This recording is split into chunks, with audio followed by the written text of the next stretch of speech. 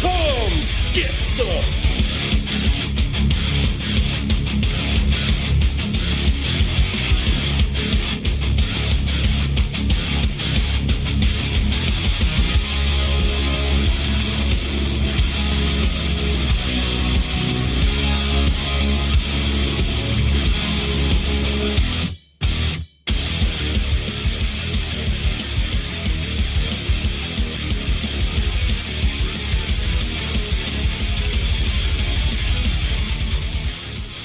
Good afternoon and welcome to another edition of The Kickouts, your weekly pro wrestling guides right here on 90.3 Near FM. I'm Dave Cullen and I'm joined by Bray Wyatt's skincare consultant, Dara Mar. Dara, how are you this afternoon? Fantastic, Dave. How are you? Not too bad. So, I presume this whole dirt thing on his face was like, yeah, it was your idea, like, but was it like the dirt of an ashes? Is like for it's good for your very skin? important that if you can mix Mother Earth with some sort of ash that can form a very nice face mask that you can put on. I recommend it 2 to 3 times a week and it will make your skin look younger. It'll be fantastic. So what you're saying is now Bray Wyatt will look naturally younger now. It's perfect timing, to be fair. It's WrestleMania season. It's unfortunate with Bray. I said ashes. I didn't say dead sisters' ashes. Okay. We kind of got a little cross in communication there. I think you took it a little too far. Okay. I'm not recommending that you go and take your sister's ashes and then put them all over your face. Do not do that. And is this a thing that you're going with because like it's like is it like the skincare for guys with beards like Bray and yourself and yeah, pretty much recommend it to me? Pretty much, because especially with the ash stuff, it can get through the beard hair and get into that skin there, because that skin doesn't get looked after when you have a beard. You know yourself. Yeah. It's all the bare parts of the hairless part of the face will go and be taken care of, and it's time that the skin underneath the hair that's being covered by the hair gets taken after, because that skin deserves some protection and deserves some tender loving care too. I say it does. Anyway, we're coming to you live from the FM studios in the beautiful North Dublin village of Coolock, and we'll be here for the next 2 hours giving you all the latest news, results, previews, rumours and more from the world of professional wrestling. And more skincare products. Tips as well. On this week's show, we'll be giving you all the latest news from the world of pro wrestling, both here and abroad. So we'll be reviewing all the past week's action, a lot of action actually, from CCW, Ring of Honor, New Japan, Raw, Smackdown, 205 Live and NXT, and we'll also be previewing upcoming events coming soon, including Low Blows live podcasts taking place in the Woodshed, and of course the WrestleMania party at Buskers on the Ball. All that to come, but first we're going to start as always with the news. I'm afraid I've got some bad news. We're going to start with news regarding the WWE Women's Tournament that's apparently going to be coming soon. WWE have begun to contact women talent, seeing if they're available for dates during the middle of May for a taping, which would be the planned WWE Women's Tournament on the WWE Network, according to reports. While plans for the tournament have just been in place since the summer of 2016, WWE have not yet finalised the dates. It would be interesting to see what names would appear in the show, as WWE have been building up the NXT Women's Division with signings such as Heidi Lovelace, Kimberly, Hyray Hojo, Andrea, Crazy Mary Dobson, Nixon Newell and more. And while there are rumours for other names scheduled to be joining them soon, so it seems like now it's definitely going ahead now. Exactly, and yeah, I kind of saw when all these announcements were being made of women signing to the Performance Centre, it had to be geared towards this sort of women's classic tournament, you could call it. I'm guessing it's going to be called like the WWC, maybe women's, or WCW, isn't it? Probably something like that. Yeah. Be cool if it was WCW, wouldn't it? We'd be a slight slap in the face to think if they did that, wouldn't it? But it is interesting, like you said, the likes of Scary Mary Dobson. There was one as well that I noticed there last week that was signed, who was actually a former bodybuilder as well. Oh yeah? Yeah.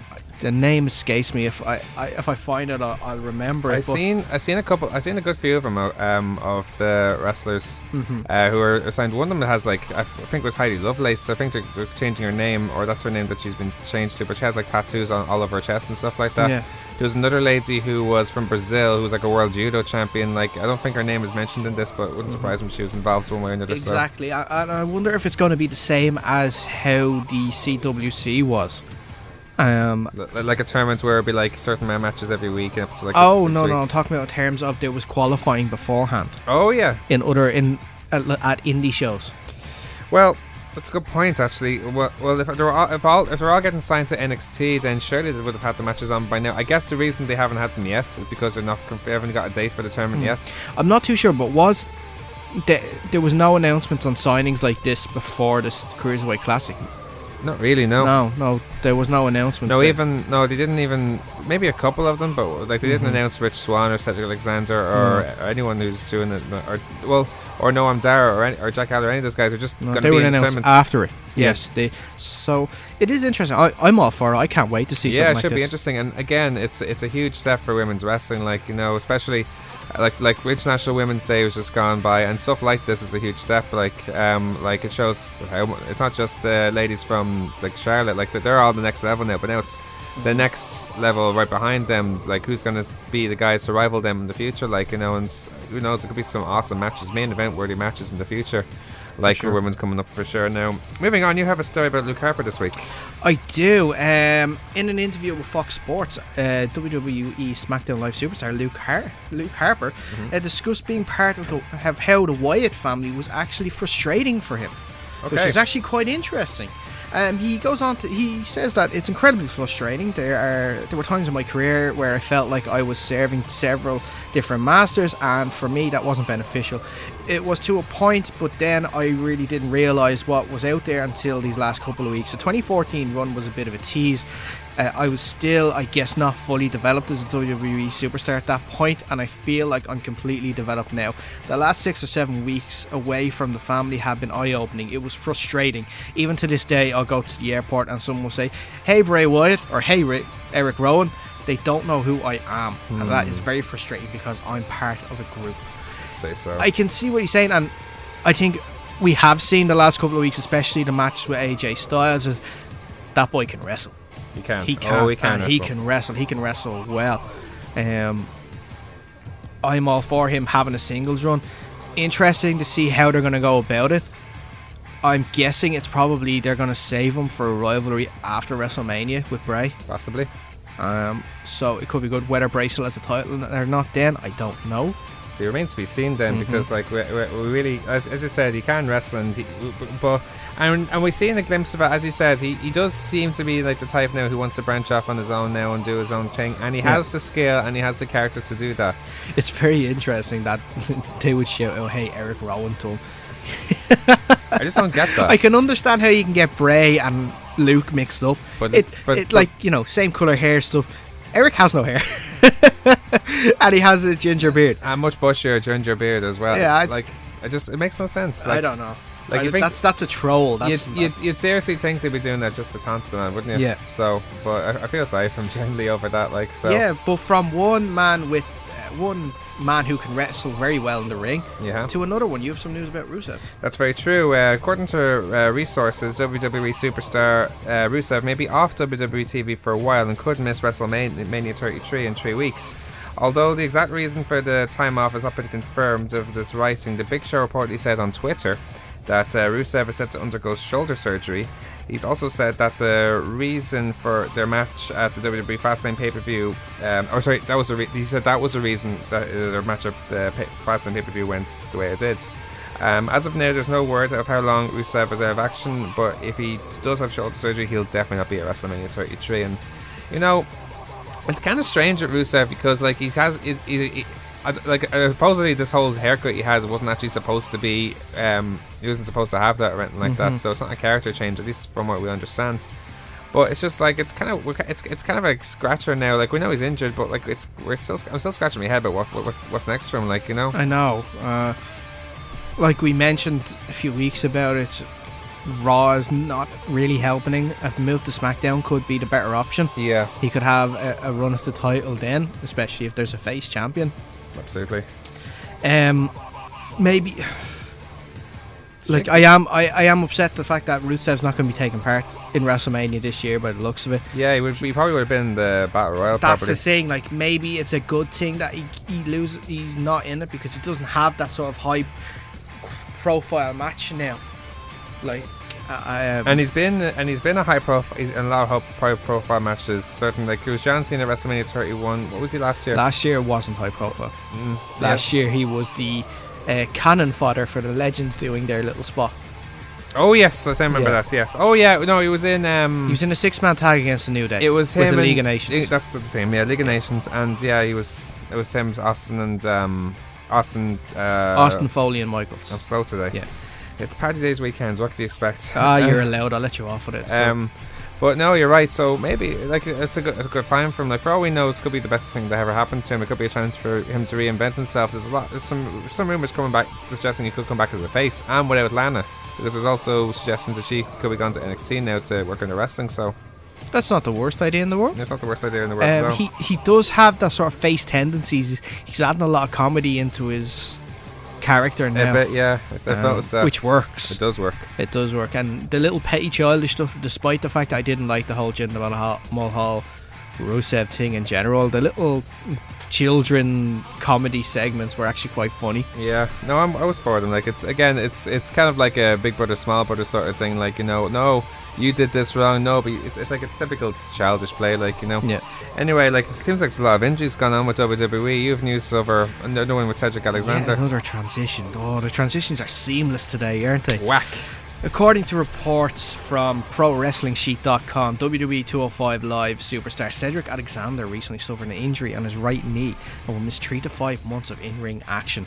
The last time Alexander was in the ring for WWE was 7 weeks ago on 205 Live, where he worked a 6-man tag match. Horrible news for Cedric Alexander. Yeah.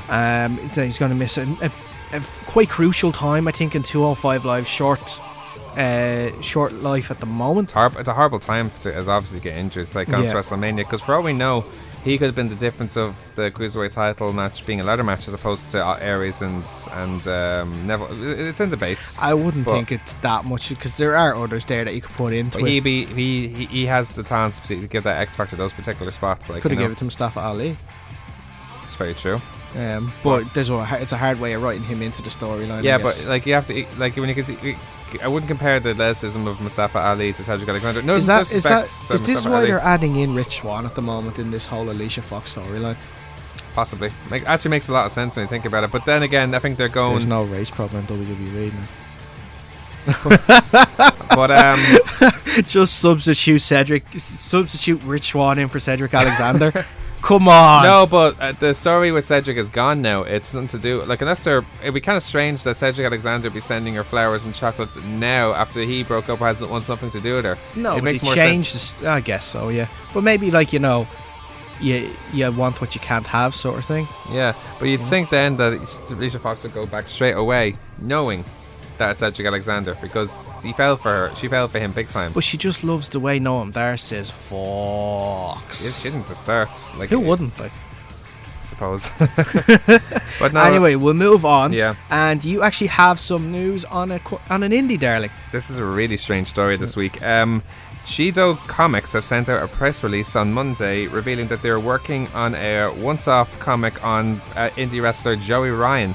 According to the press release, the comic book entitled Joey Ryan Big in Japan will be released on April 4th. Trez Dean and artist Jamie Jones. Jamie Jones is actually one of the artists for Lucha Underground. It will be the creative writers for the book. Here's the synopsis. Just get a mental image into your head here, right, Dara?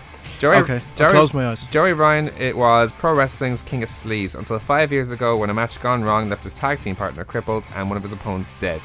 Now he spends his days looking for answers at the bottom of bottles in Tokyo bars. But when he hears that his old nemesis is back in town, he decides to get back in the ring. There's only one way they can settle the score in a Japanese death match. Witness Joey Ryan's redemption in Joey Ryan Big in Japan. So it's actually more extreme. Considering Joey Ryan's character, it's more extreme than you think. Turn that into an anime and forget the comic book. Some sort of animated going, that would be fantastic. Well, I'm thinking, it's just so out there. It's crazy. I love it. It's just so strange. Like, considering it's Joey Ryan, that's the thing. Like, yeah. I've seen him in hardcore matches before. In fact, I've seen him and his wife do hardcore matches before. Candice LeRae, I think her name is. My God, I saw a brutal match. Just speaking of that, I was watching the highlights of PWG just afternoon, and some of the hardcore highlights. And this is Candice, who's busted wide open, like blood head to like it was all over her. Like, and here's Joey Ryan who's going through tables. So he has the capabilities of hardcore matches, but you just wouldn't think so with his character, because I suppose nowadays it's just so out there with the whole. He's known lollipop for thing. He's known for his. For what can you his- say? His moveset. Yes. Yeah. He's known for his. Yes, that's a fantastic way of putting it. moveset, That's yeah. a very dignified way of putting it. Yeah. So yeah, but you're right though. Like, imagine if this comic went on to be an anime. Do it. Yeah. Do it. There's so many transitions of wrestling stories that are going into different versions. We won't get into Can it be in like this a show. straight to Netflix one. Speaking of Netflix, actually, Yes. have you seen that Lucha Underground is now on Netflix? That's fantastic news. Great news. I've only seen one proper episode of Lucha so have Underground. I. Only the first one. The first ever episodes. Yeah. I've seen episodes where it was Dario Cueto, who Cueto, is that how you pronounce his name? I have no idea. I only watched the first. But episode. anyway, I get crucified over this later. But it was they did like some Monopoly table. Like, remember when WWE did like the Las Vegas thing where they had the spinning wheel to slide. Oh, and Bob Barker was like the host. Yeah. So- What's your match type? No, gonna it be? started with Eric Bischoff when he was general manager of Oh, Raw. he did. Yes, the Raw Roulette. That's exactly what Yes. it's called. Yes, they did. They do something similar of who challenges the champion to a match, and it was Okay. Matanza who was the champion at the time, and Prince Puma came up. Yes. We won't tell their indie names, but like it was a really good match, and Prince Puma was supposed to win, I think, until someone interfered. I think it was Chavo Guerrero or something like that. Mm-hmm. And it had Joey Ryan and John Morrison. John Morrison's their champion at the moment. Johnny Mundo, yeah. So yeah, it's a very interesting way, and it had like Sammy Callahan as well. So yeah, it's really good. Like, I've really want to I'm watch not the too whole sure. thing. I haven't checked it yet, but is it the European Netflix or is it only US? That's a good point. Actually, I never checked. It'd be Yes. heartbreaking if we couldn't. I get have here. a bad feeling that it's only on the US one. But what? It just makes no sense. So if America have seen it, and why would they not do it in worldwide? You know, it's just And plus, anyway, actually, I won't say it in this show. what are you gonna I say? was going to say that people could still watch it on Netflix. Oh no, they cut down on that. Well, if you have a VPN, maybe you could get away with it. No, they cut down on that. Really? Yeah, they did. They cut down on that. Give me 2 secs. I'm on it here. Oh, you're I'm on on it now? Netflix. I'm searching. I'm gonna search Underground because Okay. no, it's not there. Flip. It's not there. Flip is a very good word. Yes. It's a word that I don't want to use right now. I want to use something stronger. Fiddlesticks. Ooh, that was nice. Let's move on. You've news was about nice. you've news about Jeff Hardy. I do. In a recent interview with SE Scoops, Jeff Hardy recently spoke about the Hardys' short-term contract with Ring of Honor and how much Brother Nero and Matt Hardy would love to come back to WWE. This is great news. It is great news. He says that it's a short-term deal and it's cool because we can still work the indies like we've been doing. We've had a really good time on the independent circuit. We sell a lot of merchandise and take a lot of pictures with fans. It's great to be your own boss and being able to do TV with Ring of Honor as well. I would love to introduce the Broken Universe to WWE eventually. I think it would be huge as far as this as character driven or just as a fresh vibe in the pro wrestling world. Yeah, I think eventually I'm sure I'm going to jump back into the solo dimension and I'd love to be a world champion again in my career in WWE if it works out. The whole Ignore that. sorry, Grimlin. The place is coming apart. The place is coming apart at the news that Jeff Hardy wants to come back to WWE. Anyway, for now, I'm just having a blast doing stuff in indies, and I love the Broken Universe stuff with Matt. I think it's the best thing he's ever done. It's just hard to keep a straight face around him at times, but you can be serious and make sense in a weird way. It's just so fun. I hope it lasts as long as it can, and so do I. Yes, it does. I do hope. It's the gimmick in wrestling right now. It's probably one of the top 3 things in pro wrestling in general right now. But there Broken is a Hardy. little difficulty with it when it comes to TV stuff. Have you seen, since they've been in Ring of Honor, he's not using the broken Matt Hardy and he's not using Brother Nero. They're being called Matt and Jeff Hardy.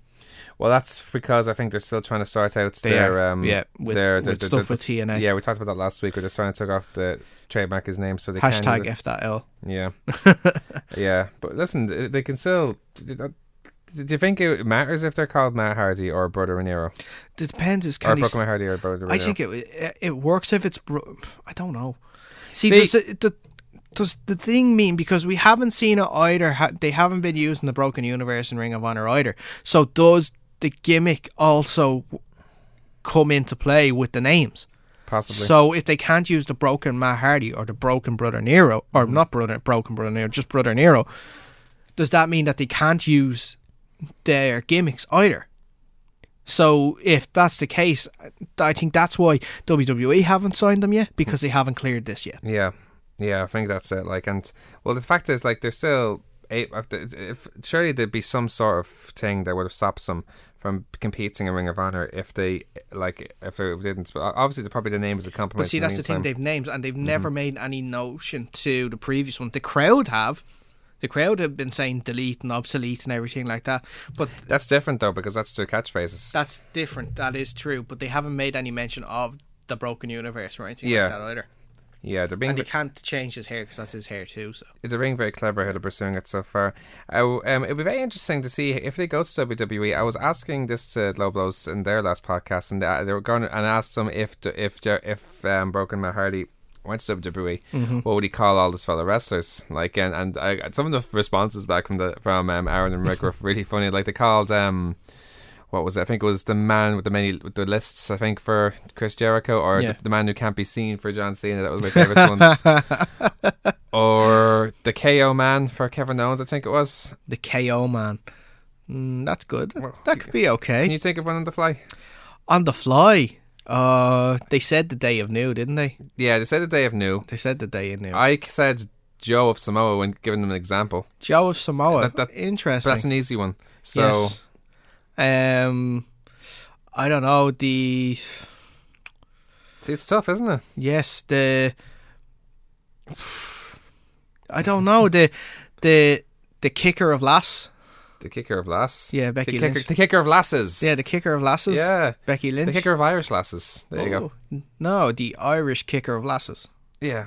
Yeah. Or Ireland's kicker of lasses. Ireland's kicker of lasses. See, be as broad as possible with it as well. That's what's the key to it.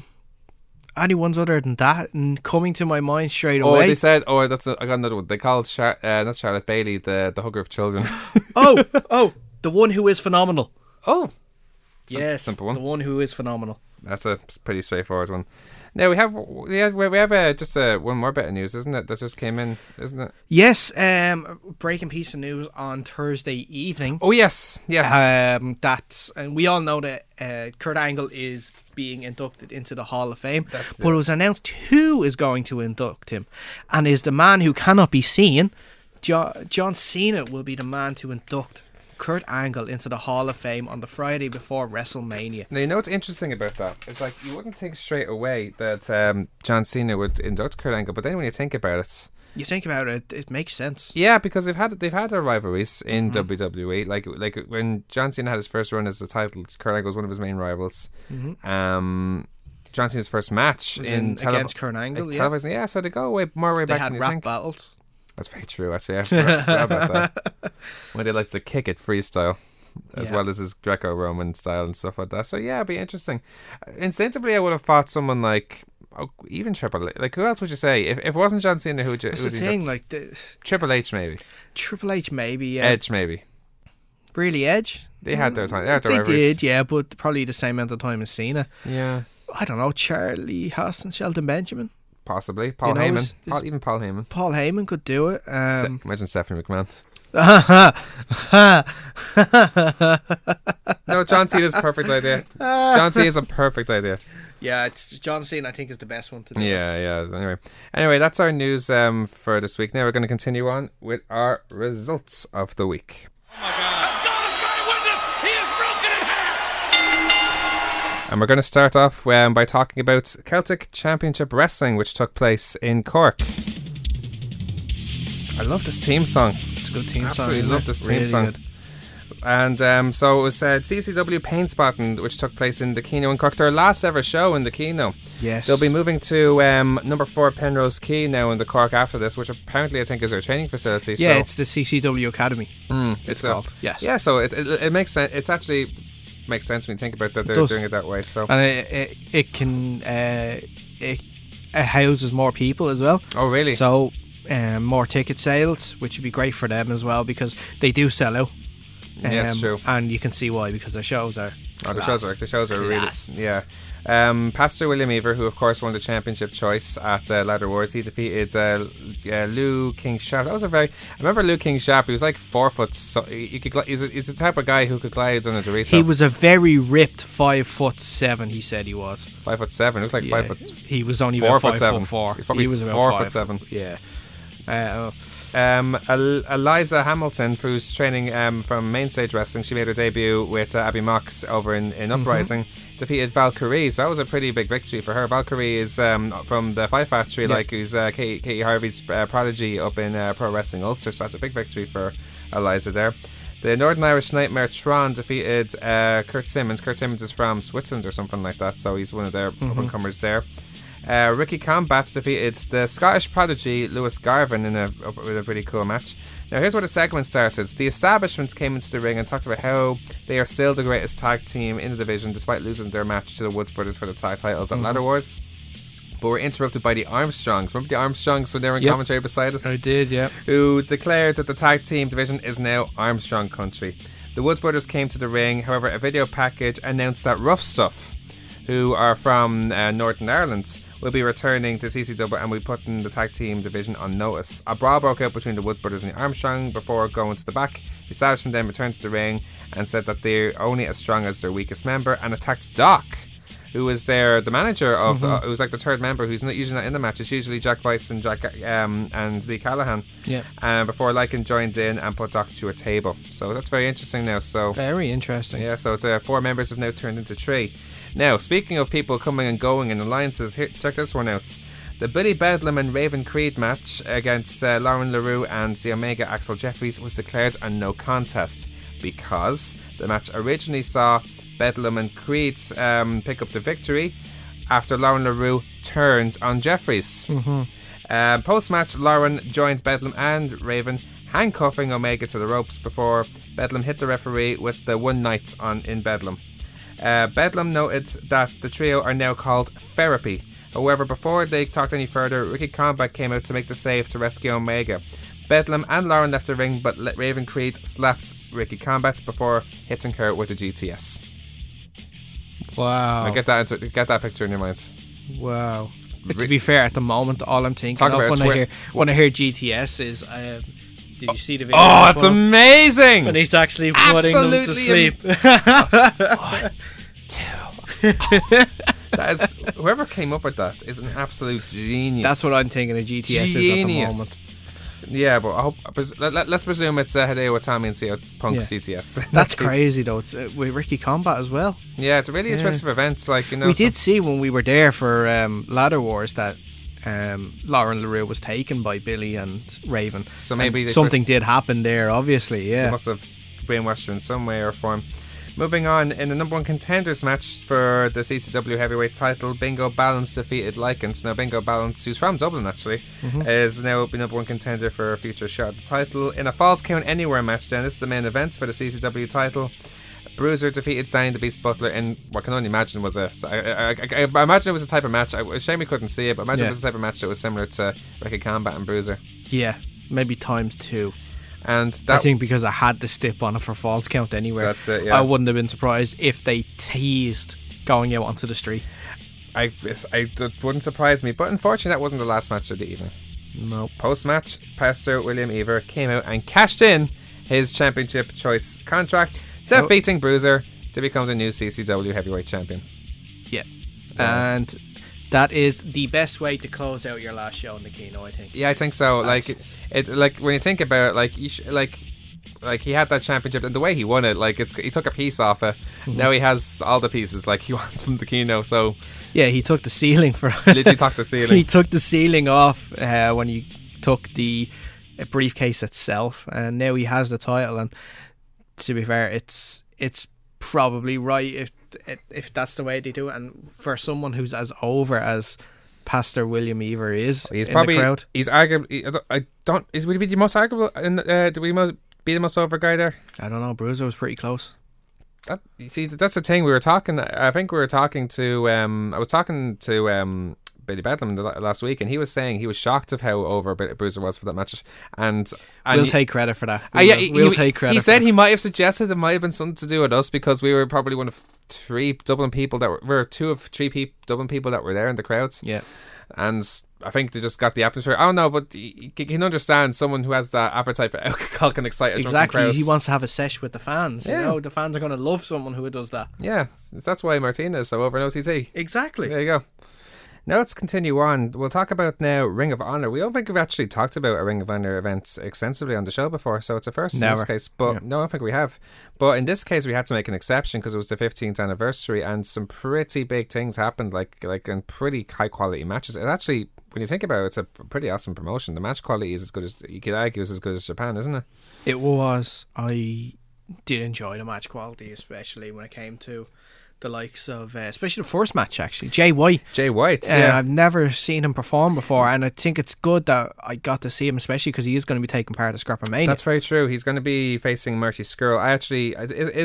It's the first time I've seen him in the full match. I've seen bits and pieces of him. I actually saw highlights of him in a match in Pro Wrestling Guerrilla, where he was against Marty Scurll. In this case, he was against Kenny King, with Caprice Coleman at his side. It was a very back and forth match. One nice thing I have to say, like we talked about Homoaki Homa, who's currently nursing an injury. One of the cool things that Jay White did, he's actually paid tribute to all that, and then running and doing the dropping headbutt. That was actually one of his moves. So so he's very respectful. He knows his things, and he's only been wrestling for like 4 years. He's really young. So he has all the potential in the world to be really good. And speaking of people who haven't actually been wrestling all that long and look incredible, Leo Rush. Oh my God, he's amazing. His TV title match against Marty Scurll. That was probably one of the best matches of the night. It was my match of the night. Leo Rush has only been wrestling for 2 years. Yeah, that's shocking, and he's so young. But he must have been. Oh God, I only imagine what his background must have been before that. Like, you know, like you see someone like Matt Riddle, for example. He came from MMA backgrounds. He was in the Ultimate Fighter. I think he was a gymnast.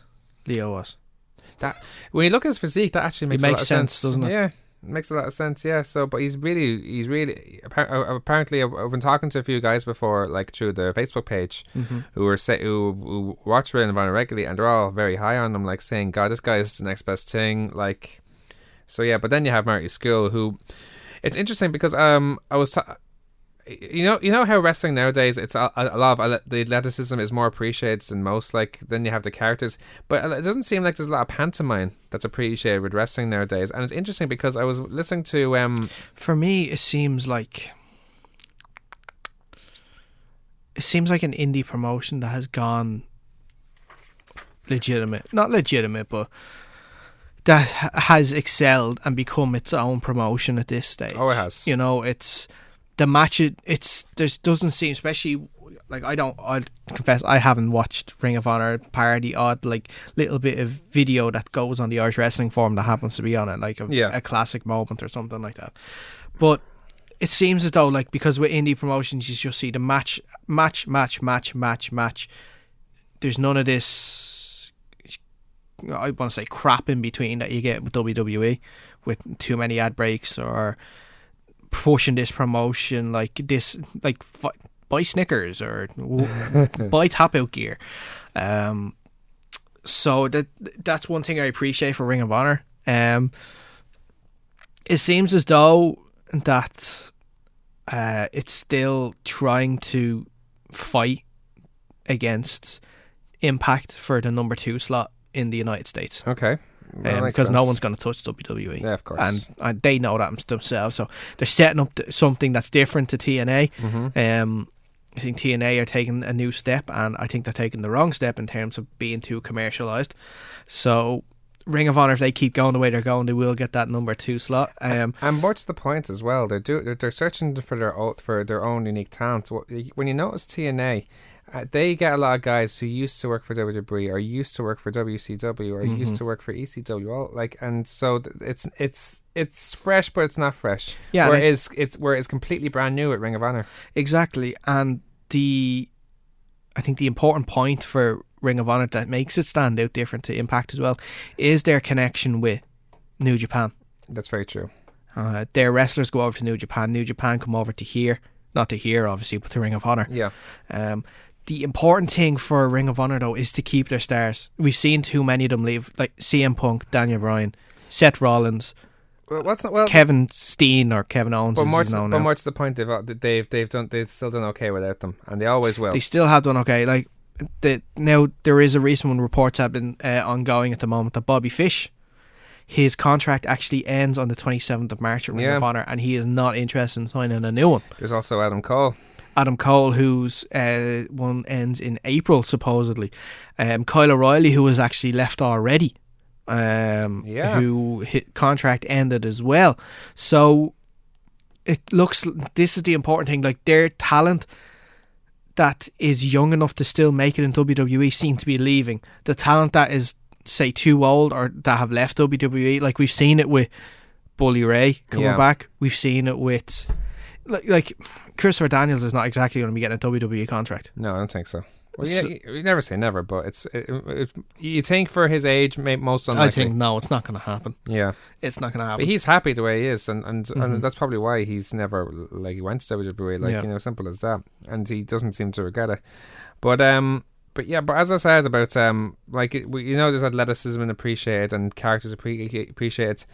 Did you watch Bullet Club's 24 Q&A? It was the Young Bucks, Omega, Cody Rhodes, and no, I only saw one part of it, and that was when Cody Rhodes talked about his match in WWE. That was awesome, actually. Yeah. But one of the questions they were asked was if they added one more member to any wrestler, living or dead, to Bullet Club, who would it be? And he says Hollywood Hogan, because he was the king of pantomime, according to Cody Rhodes. And when you think about it, that actually makes a lot of sense, because it engages the crowd one way or another, and that's what Marty Scurll in particular is very, very good at. Yes, very good. He's one of the best. That's why he is one of the best in the world, and why he's one of the solid. Marty Scurll as a member of the Bullet Club. No. I meant I'm just thinking though, like if you are trying to compare that he is sort of a pantomime villain, but that's not the thing. But they mention it. Yeah, it could work. Strange that I can't see it. Would you not? No, he wears black enough anyway. I might as well. Not all the time. But I don't know. I'm not sure about that one, if I'm honest. Really? I don't think there's ever been a British member. Who? Okay. Well, no. If I said a European member of the Bullet Club, obviously you have Finn or Prince Devitt, as he was called. Finn. But if I picked a European member, that's a tough question. Maybe Pete Dunne. If he wasn't in WWE, of course. Of course. That's an interesting one. Yeah. A European member. I'm trying to think of someone outside WWE as well that could go and be a member of the Bullet Club, and I'd like to see that. We've seen him as part of the Petici Club. Will Ospreay? No, he's in Chaos. I know he's in Chaos, but I'm talking. This is hypothetical. This is fantasy booking. Yeah, you know. He'd do it. He'd do it, but he's in Chaos. His loyalty is secured in Japan. That's it. Okay, fine. I'll try and think of someone who's not in Japan, just to set your standards. All right. All right. But it is difficult to think of someone who would. Like, the Kazarian thing was interesting while he was a member of Bullet Club. Yeah. It was interesting. Well, Frankie Kazarian, he's now number one contender for Marty Scurll's World Television title. He beats Cheeseburger, Chris Sabin, Punishment Martinez, Hangman Page, and Silas Young. Silas Young. He's fantastic. He's awesome, he is fantastic, isn't he? Real man's game. No, all the wrestlers. One guy I really liked Cheeseburger. Cheeseburger is like the funniest guy ever. But then you have Punishment Martinez. It seems like a Latin version of Baron Corbin. Who's a high flyer. My God, I did not expect that. He's a high flyer though.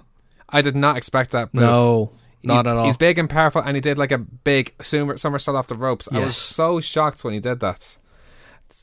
Man, he's the man for the future. Like a step up to Baron Corbin. He challenged Hiroki Goto for the Never Openweight title recently. Actually, I think it was a New Japan Ring of Honor thing or something like that. Really? Yeah, so he's a man for the future for sure. But moving on with the card itself. Speaking of Bobby Fish, he was in the number one contenders match for the Ring of Honor World title, losing to Jay Lethal. It was a very back and forth match. Like there was respect between the two, like, because they both wrestled with each other for so long. Like so there's another one. Now we have to talk about the 6-man tag team title match. It was very sore looking. Just that one moment. There was many moments. Like Dalton Castle, for one, is slowly becoming one of my favorite wrestlers. Really? He is so entertaining. I don't buy it. Why not? I don't buy into it. I just don't. It's so unique. His character. It's similar in a way to Nakamura's, in a way that it's so the charisma is so unique. It's you just can't watch. Maybe I just haven't watched enough of it, or just haven't gotten into it enough. Maybe, but that's probably like my third time seeing his gimmick and seeing him wrestle. Yeah, I'm just not buying it. I'm just not buying it. Fair enough. Well, in the end, anyway. Well, should we talk about what happened to TK O'Reilly? What he did, it was TK Orion, isn't it? Is it O'Reilly or Ryan? Orion, I have Is it down Orion? here. Sorry, my bad. He did a Asa moonsault off the corner, but unfortunately, he didn't realise the length between him and the railing. Can we mention that, by the way? The outside. First of all, not just the railing was very close, but the padding on the ground I thought was disgraceful. There was one line of it across the whole ring. Sure, so all the indie promotions don't have any padding at all. It's really only WWE who do padding for stuff, and maybe Impact for commercial reasons, if you like. But like, I don't know, like they at least they have something as opposed to nothing. So credit where it's due in that sense. I guess so. But he hit the moonsault and he landed on the railing shin first, and shins. Oh, both of them. And what the. And and I just remember saying, "Oof!" And then Cole Cabana said in commentary, "Oh, that's a leg breaker." Yeah, you hit it right in the head. Yeah, unfortunately, it was a leg breaker. It literally broke his leg. It was not pretty to watch at all. Oh, yeah. So the Kingdom still retains their titles, but apparently they lost their titles a few days afterwards to the Briscoes and Bully Ray. Yeah. Speaking of Briscoes and Bully Ray, they beat Davey Boy Smith and War Machine in a 6-man tag team match. Davey Boy Smith and War Machine never got along in that match, did they? No, and it was the weirdest combination for a tag team I think I've ever seen. I think it'd be interesting because, like, I think War Machine and Davey Boy Smith and Lance Archer, of course, is injured. He's Davey Boy Smith's tag team partner as part of Suzuki Gun. Or no, I forgot what the tag team. There's a specific name they have that tag team called. I think it's Killer Elite Squads. That's what they're called, and they're injured at the moment. So that'll be a match probably for the future. Like once Lance Archer comes back, which could be a good while because he apparently has a back injury at the moment, so it's pretty serious. The Hardys, again, classic ladder street fights, but the ladders had to be involved. Of course. Defeating the Spot Monkey. Defeating Rapogi Vice and the Young Bucks. And, of course, in the main events, the 25-year veteran and 15-year veteran of Ring of Honor, Christopher Daniels, at 45 years old, wins his first World Championship, defeating Adam Cole with a bit of help of Frankie Kazarian, who actually turned down Adam Cole in the end and became Ring of Honor World Champion. Now, a very interesting thing before we move on, did you see now this banter going on between Young Bucks and Adam Cole afterwards? I did. Yep. Interesting, and it was kind of setting up for something because a couple of weeks ago Adam Cole and Kenny Omega had a little thing at a New Japan show.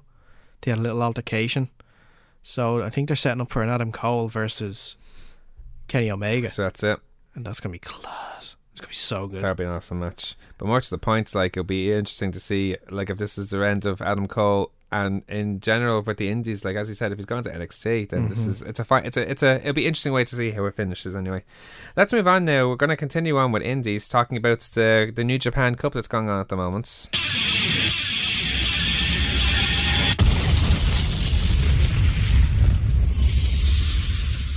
And my God, it's actually getting so interesting. Because there's matches that have gone on, or the results of the matches you just wouldn't expect, at least from the outside casual New Japan fan. You know what I mean? For example, Kenny Omega, Mara Suzuki, Tanahashi, and Michael Elgin are all out in the first rounds. Kenny Omega was, wasn't he? He lost. It was a fantastic match to Tomohiro Ishii. He lost as well, yeah. Shibata beat Suzuki. Well, Shibata, it was one or the other. I was okay with either one of them, but Shibata, like, it seems to be in favour with everyone nowadays. Bad Luck Frail beating Michael Elgin. Like, Bad Luck Frail is like one of the is like the enforcer of the Bullet Club, and then Evil beating Tanahashi. So it's very interesting. Yeah. In other matches, Evil getting a push, is he? I get the sense he's getting more push lately, Evil, because when he won the openweight title briefly last year, he lost it to Singapore in a rematch then to Shibata. But you know, he's like the second in command now in Los Angeles, Japan. So, like, imagine if he gets that push now. Maybe he gets an openweight title again. He goes after Hiroshi Goto this time. Yeah, I can't see him challenging for the heavyweight title, but why not? I don't know. If it was at your position, why wouldn't you do? I suppose. I don't know. That's what still scratches my head about this tournament. Why wouldn't you challenge for the heavyweight title? Exactly. Yeah. Nagata beat Tagaloa from the Gorillas of Destiny. Toriano beat Tamatoga, Juice Robinson beats Takahashi from the Bullet Club. The Tokyo Pimp is his nickname. The Tokyo Pimp, yeah. He's actually funny. Now I have to talk about Sonata. He beat Yoshi Hashi. You know, they've actually trained together. They know each other very well. They both came up at the same time when they were young lions. But by God, the athleticism of Sonata. He's actually, I don't know how old he is, but the man is a hell of a wrestler. For example, you know the move that Ric Flair does when he goes when he runs into a turnbuckle, he goes upside down and goes into one of the sides of the turnbuckle from the other side of the ropes. Yes. He can do that, then jump up onto and do a springboard drop kick all in the space of 2 seconds. It's so impressive. Like I can't speak highly enough of him. Like you know, so I don't so that's the first round. But now already we have some idea what's happened now to the second round. Already. Evil has beaten as advanced. Bagel Frail has advanced, beating Toriano, and only yesterday Shibata beat Juice Robinson. So that leaves either Ashihi or Sonata now to join them in the semi-finals. So out of those 5, who do you fancy? See, it's interesting now without a lot of the guys who are finished, isn't it? Yeah, it's difficult. I thought. I got in my head straight off after hearing those names. I think Shibata. Yeah, you think straight away Shibata. But like I just mentioned, Evil seems to be getting a push. Evil, I really fancy for this. I think he might have a legitimate chance of winning this thing. Yeah. Sonata is a dark horse. No, for me now. Even Ashihi, if he goes through. Like Ashihi, like he won Best Brawler of the Year now 3 years in a row. Maybe. Yeah, it's like maybe he's been more underutilized than we think, but he could definitely get a good title run now, especially now that he's no longer co-tag team champions with Toriano. True. Like they lost their titles to I forget the guys' names. They were like the both of them were heavyweight champions 10 years ago or something like that. I literally don't know their names. One of them has like a weird haircut where it's like a flat top all the way across, and the sides are dyed blonde and the rest of it's black. Like they're very creative haircuts. I can't remember. I have no idea who their name is. Sorry, but no, I don't expect you. I wouldn't expect you to know. So, but it's interesting anyway to see how it comes about. But that's the New Japan Cup. Now we're going to continue on with something more familiar with Monday Night Raw. Welcome to Monday Night Raw. We've been almost doing the show an hour, and now we're moving on to WWE. Can you believe that? I like it. The show started with Paul Heyman and Brock Lesnar self-promoting the Goldberg WrestleMania match, saying that last week was a different story to the past few months over the whole Goldberg beating them at Survivor Series and eliminating them at the Royal Rumble. Heyman concludes by saying, Lesnar goes up, down goes Goldberg. So, again, it seems like they're addressing the titles first on Raw, before we mention anything. Yeah, this week was sort of a weird week. Was it a weird week? Both SmackDown and Raw. It was a lot more promo story driven than it was wrestling, which is interesting. I like it. They always do this around WrestleMania season. Yeah, they always have anyway. The one show that is more promo driven, and it's the one that I always like and I look forward to most. Yeah, so it was an interesting promo. I did like the down goes Goldberg. It was. Well, you can go to Heyman for a good promo. Stephen Foley, it seems to have turned a new leaf with understanding how each other work, like the whole pat in the back thing. Yep. With that, Steph asked Foley to fire one person who he felt is underperforming on Raw. The crowds chanted, "Fire Roman." After much consideration, Foley felt that the person who deserved to be fired the most was Stephanie, saying that despite treasuring their friendship, she felt she lied to him about Triple H's interference in Rollins back when he interfered in the Universal title match involving Kevin Owens. Triple H came out to challenge him, saying that he can say any problems to him in his face. After a lot of back and forth between Triple H and Foley, Triple H brought up Foley's kids as a reason to tuck his tail and go. That was interesting. Was it not more just to tuck his tail and get in line? Pretty much. That's what he wanted to. No, but what he was saying was, listen, if you screw up, then here's your daughter who's trying to become a wrestler. Here's your son who's trying to become a writer. Yeah. Kiss those ambitions goodbye. Yeah. It was very tugging in. It got very personal. Yeah. With that, before Foley left, Foley pulled out Mr. Sacco on Triple H before Stephanie low blowed Foley, and before Triple H was about to attack Foley, Seth Rollins came out with his crutches only to drop them and attack Triple H. Now, before we move on, does this mean that he was he seemed really good now? Now, apparently he wasn't cleared to go into the ring. He was moving well. It makes me very suspicious if it was actually at work, this injury. I was kind of suspicious in the first place because as he was coming down, he had the crutch on the wrong side. Aren't you meant to have the crutch on the side where you had the injury? I actually noticed that. Yeah. Well, yeah, because you need the crutch to help you stand on your bad leg, that's a good point, actually. not on your good leg. Well, maybe he knows how to walk with three legs. I don't know. No. It's just he was wrong. Okay, that was a bad point. That just wasn't. I never noticed that. It's very interesting. So maybe he's left-handed. So I don't know. So he can. Could be, but it seemed that if I don't think it was a work the whole time. Couldn't have been. Yeah, but it's interesting now. A lot of people are saying now that this could be, this actually was the reason now. This could actually lead to any possibility of Triple H and Rollins not happening now by doing the skits. Of Triple H fighting back to attack Rollins with the crutch and then pull him on a knee bar to end the show. So, like, the possibility of the match was always up in the air, whereas now after this attack, that's it now. Not happening.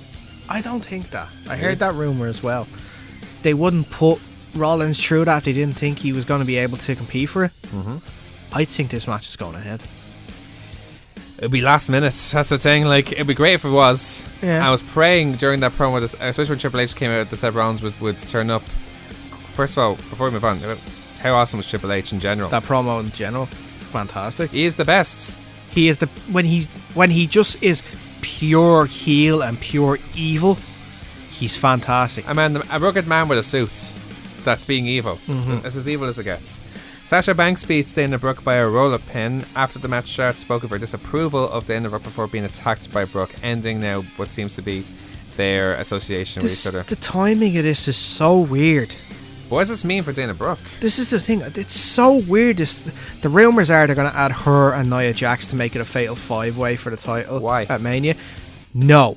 I'm going to do the same thing with Nia Jax, or with Natalya being put in the title picture. No, but they're doing... No! I'm saying something about SmackDown here. SmackDown are doing the opposite. They're putting everyone they can in this match. Doesn't mean you can do it on Raw. But you don't want the same match for the two titles. But the point is, they have the best match they can possibly have for women's title on Raw. Set up already. Yes. You don't need to do anything more with it now. So you're right. I just thought maybe like keep Dana there with Charlotte. Okay, she's doing terribly. No one's liking her wrestling. Yeah. If you want to try and do one last thing with Dana and to see if she can hold her own, wait till the night after Mania, then she can turn on Charlotte. Yeah, makes more sense. Or Charlotte can turn on her saying, I've got my title back now, I don't need you anymore.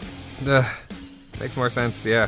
But either way, it's kind of, it probably was a matter of time when you think about all the stuff that Dana Brooke had to endure. It's like under Charlotte, like she isn't the greatest person to be a prodigy for. Watch, she'll give a promo next week on it now. Probably. And she will be booed out of building. Well, from my room anyway. Yeah, from your room anyway. Gone back to the women's division though, Nia Jax went to Foley in Steph's office wondering why she wasn't in the title picture. But because she put Sasha Banks in the injury list, Sasha made Nia Jax versus Bayley.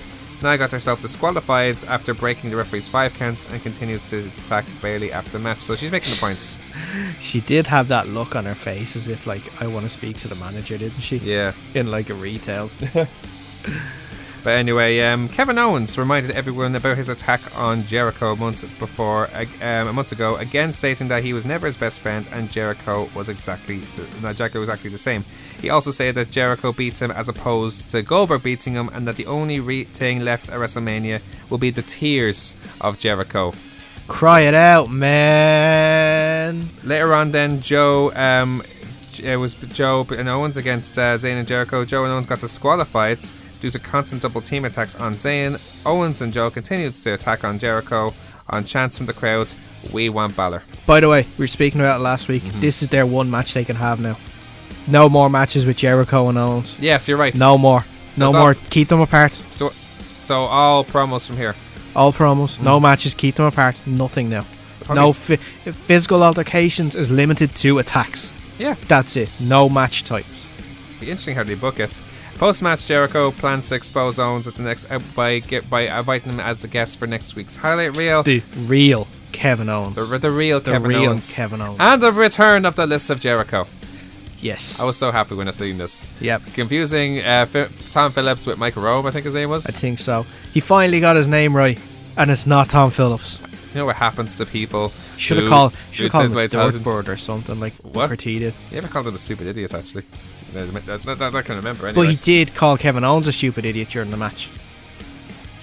Oh, did he? Yeah, he did. Oh, okay, you're right. Oh, yeah, you're right. Yeah. And then Kevin Owens kicked him in the face. There you go. Austin Aries beat Ariya Daivari in his Raw in-ring debut. He's really taken shape. Like, we'll talk more about him when we talk about 205 later on. Yeah. What else we got? It's the New Day talk show. Now, as a New Day fan yourself, again, it's going against your theory again. They're actually legitimately doing this almost like they're using too much as a promotion tool. But here's the thing: you're saying New Day fan, but it's because right now it's in inverted commas. Right. It's in inverted commas right now, fan, because they are just a promotion tool right now. Yeah. That's all.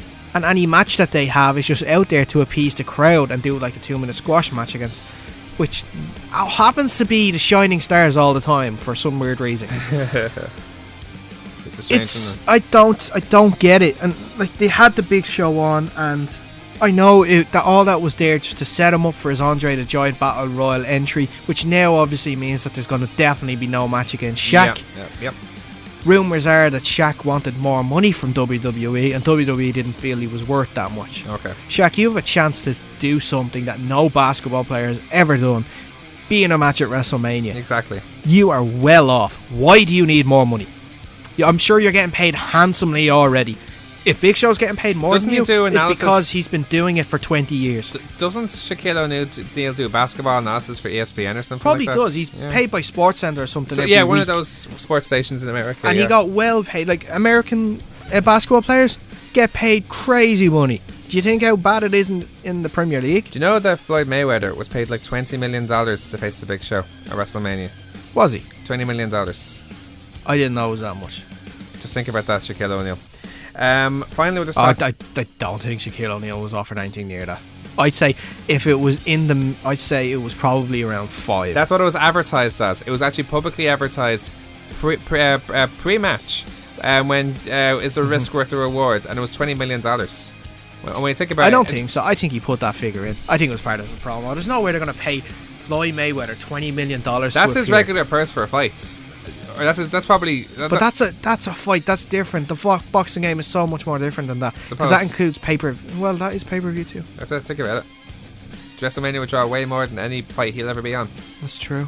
Or unless that McGregor fight comes true. Well, we'll see what happens. Yeah. Finally, we'll just talk about Roman Reigns. Well, first of all, during Foley's walk to clear his head about the whole firing situation, Jinder Mahal confronts him, demanding that he don't get fired, and Foley gave him a chance to prove himself against Roman Reigns. Reigns beat Mahal by pinfall after a Superman punch, despite gong distractions from The Undertaker during the match. After that kick to the face, though, that Reigns got, did you see it? The one they kept showing the replay of? Oh yes, God almighty. He got stiffed. Listen, with a foot. Listen, like him or not, he can take a punch. That wasn't a punch, that was a kick. No. He can take a kick. That was a kick. That was a drop kick. Despite how over he may be, everyone keeps saying about him, he can take abuse. Oh, the man can wrestle. Yeah, he can wrestle. The man can wrestle. Yeah, it was interesting with the HBK promo. It was. Saying that Undertaker has already set up shop in Roman's head. Yeah, the gong thing, like it's typical. Roman comes back and says, "Listen, the Undertaker retired you. I'm going to retire the Undertaker." That was cold. It's heelish Reigns, and I'm liking heelish Reigns, but I know this is only for 2 more weeks, and then as soon as Mania is done, he'll be pure face again. He'll be back to being top babyface once again. Yeah, but he'll probably still say the same stuff, but just the way they'll book him, maybe. Especially with the rumours about next year's WrestleMania main event. No, don't even remind me about that, but just say it anyway. If you haven't heard yet, no. Dave Meltzer was talking on the Wrestling Observer state radio show, I think it was yesterday, that they are building up for a WrestleMania 34 main event in New Orleans of Brock Lesnar versus Roman Reigns for the Universal title. Again. I mean, it is a blockbuster match, but do we really want to see it? Again. Do you really want to see it? And you're not going to have Seth Rollins come in this time and cash in. Well, let's hope whoever does win Money in the Bank saves it for then next this year. SmackDown only, so it's not going to work. Well, speaking of, when Roman Reigns then left, he got absolutely taken out. He got run over. That man got run over. Before he even turned around, whack, gone. Yes. Side of the ramp. He went flying down that ramp. You'd think, though, because of the way he's so over, that he actually, that some of the wrestlers want to do this to him. I say so. I say Braun liked doing that a little too much. Maybe. And the crowd shouting, chanting at him, "Thank you, Braun." That's it. The crowd like it far too much. That's how under as opposed to over he is, I guess. Now let's move on to WWE Smackdown. On to the Rock Show, to the premiere show, Smackdown. This was actually an amazing Smackdown. It literally was. No, seriously. The stories they're doing are so... Like I was saying, it was storyline driven this week. In that, like, there was only 4 matches in the whole 2 hours, and one of them ended very quickly. That's true, actually. Yeah. It's very. You don't realize these things until you. And the first hour was all about the women. That's it. You had the Maurice and Nikki thing. You had Alexa with the title, wasn't it? You had Alexa against Mickie James, and you had Becky against Natty as well. Yep. I'm surprised you haven't said no yet. But anyway, well, so the show started. We haven't talked about the title and Natty. We'll get to it. Well, the show started with AJ confronting Daniel Bryan looking for Shane. Bryan said he isn't here, but he'll vent his frustrations in the meantime. He went on a rant saying that he had to jump loop after loop like a circus monkey, as you famously said about the Hardys. Spot monkey. Oh, is that what it's called? Circus monkey. Spot monkey. Oh, maybe it's a circus monkey. No, it was spot monkey. That's what Matt called you. Oh, okay. My bad. How we didn't get this one-on-one rematch with Cena, and how he's the one that made SmackDown Live what it is, and how he feels like he's the victim of a conspiracy. He concludes that he's going to have a chat with Shane about his career. AJ attacked Shane in the parking lot entrance when he arrived and ended up driving his head through a car window, busting him open. Shane refused to go to the emergency room afterwards. Shane, quote-unquote, fired him from... Daniel Bryan did. Yeah, sorry. Daniel Bryan fired him before he left the building, being escorted by the police. At the very end of the show, Shane came out to say that AJ now does have an opponent at WrestleMania. It was an interesting one. So AJ gets fired.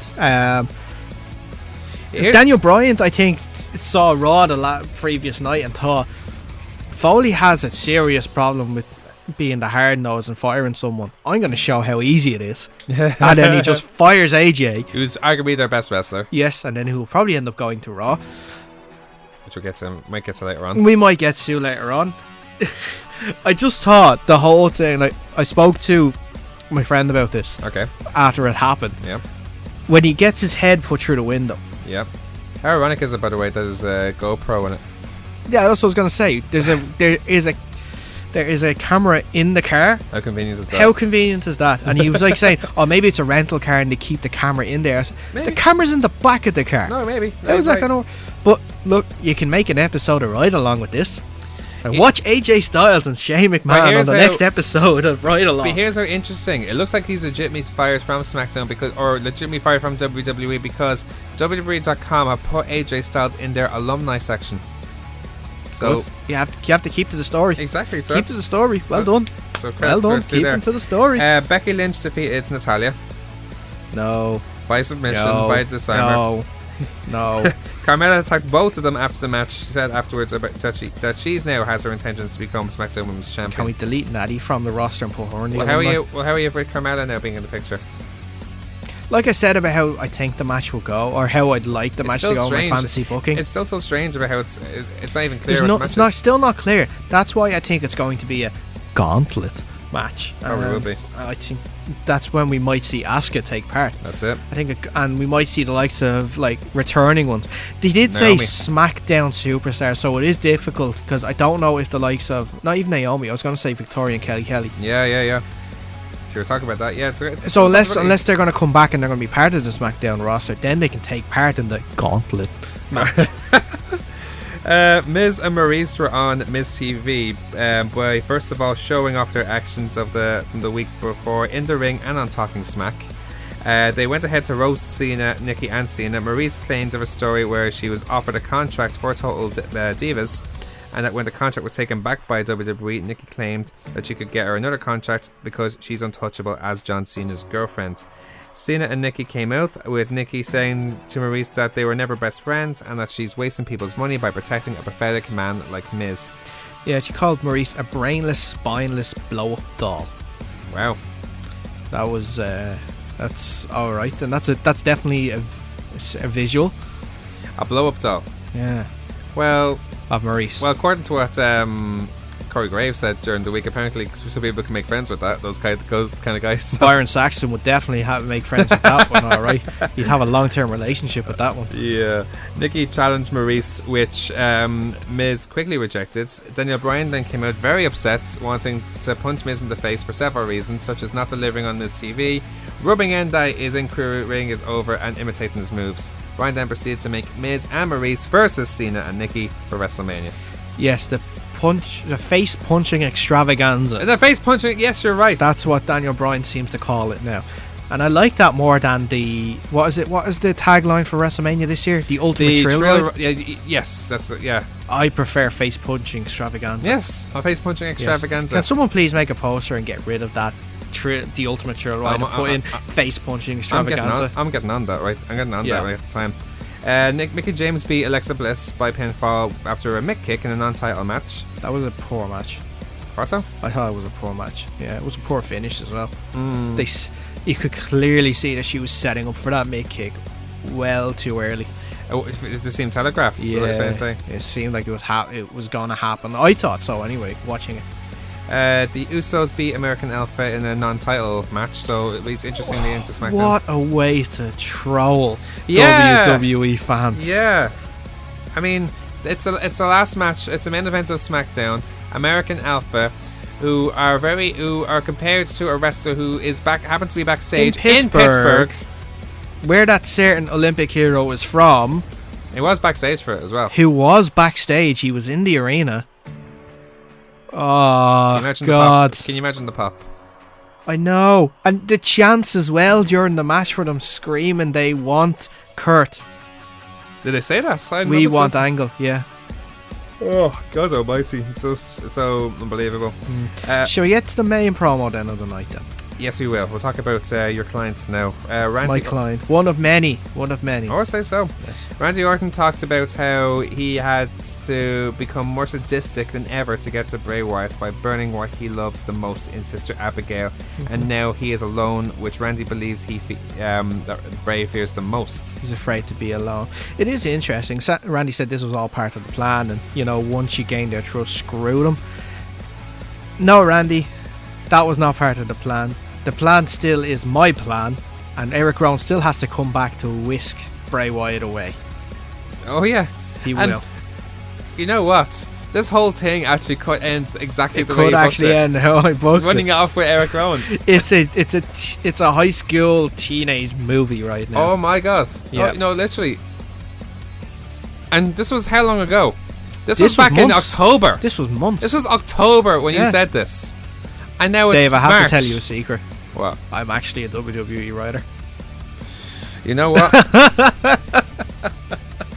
After...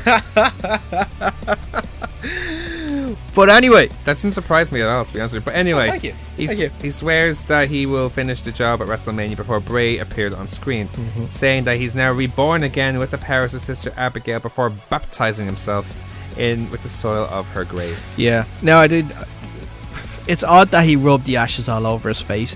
The only time a year you're allowed to do that is Ash Wednesday, and he's a little late for that. Only by a week or two. Oh, it's not. It's a good long time, isn't it? Was it? It's about a month. Yeah, it's about a month past. Was it February? Yeah. Oh. Yeah. You're a little late there to the party. You're only meant to do a little cross. You're not meant to cover your face in it. Yeah. I guess I was beside the fireplace. It's a horrible thing to say. But if it is the case that what we talked about last week in terms of Rowan taking the body away, he just put muck on his face for no reason then.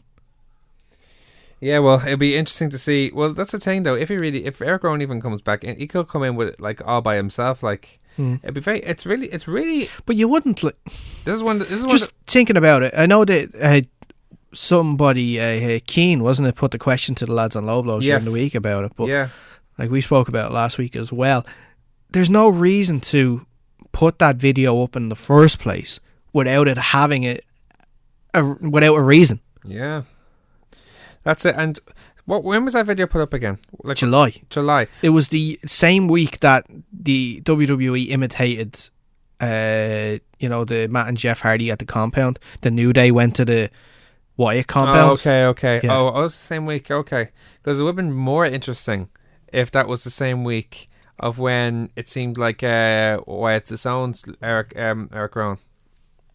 He didn't disown Eric Rowan. Well, he disowned Luke. Eric Rowan got injured. Yeah, well, he was disappointed in them or something like that. Anyway, But anyway, it's interesting to see how. This story really is like from by far the most intriguing WWE have by far, because this is what's keeping people interested in the match itself, because we have seen the match so many times already. And what's perfect is that this is the main event. And you know what's also perfect? They're keeping them away from each other. Yes, which granted what Randy did 2 weeks ago, you're kind of better off. Yeah. Kind of better off. Yeah. Let's move on now to 205 Live. Neville reflects on how he broke his ankle almost a year to the day in Pittsburgh, which stopped him from appearing at last year's WrestleMania, and now he looks forward to WrestleMania no matter who he faces him. Mustafa Ali beat Drew Gulak by pinfall after an inverted 450. Ali and Neville had a bit of a stare down actually before the match. Like, did you see 205 this week actually? You got to see the main event. Okay. After the match, Gulak vented his frustration, saying that 205 Live needs to change. This is actually very interesting now, because Drew Gulak, outside of WWE, he is the leader of a stable called Catch Points, which is like all these really technical wrestlers that are like part of a stable, and Drew Gulak was the leader of it. Yes. Also involving guys like Tracy Williams, Matt Riddle, I think is among them at the moment. I think TJ Perkins might be still with them as well. Yeah. But it'll be very interesting to see now, like if someone coming in maybe would be the case, like, or if he is trying to encourage a Catch Point sort of way. Well, he did have the little association with Tony Nese for a while. That's true. I don't know what happened to that.